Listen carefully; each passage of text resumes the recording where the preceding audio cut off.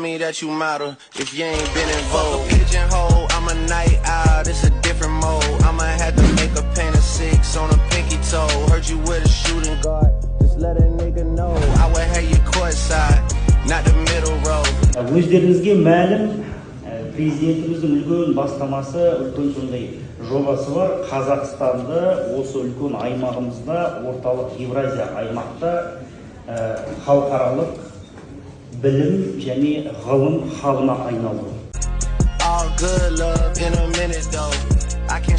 Dear students, parents and distinguished guests, бүгін осында болғаныма өте қуаныштымын. I'm really pleased to be here today.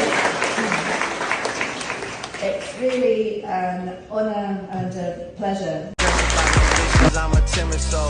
Біздің мемлекетіміз Құдай қаласа дамып жатыр.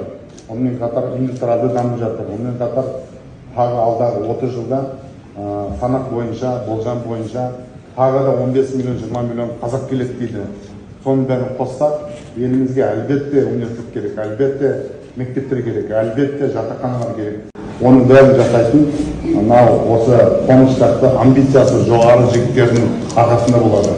Осы үлкен жұмыстың бастамасын Саясат мырза дүние жүзін шарлап жүріп, Қазақстанға 30-дан астам университеттің әкелуіне себепші болып жүрген Саясат мырза шынымен сізге ризамыз.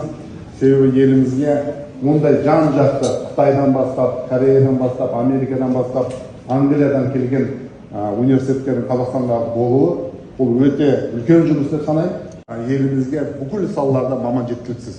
Мен өзім бизнесімде бізге геолог та жетіспейді, инженер де жетіспейді, механик те жетіспейді, автоматик те жетіспейді.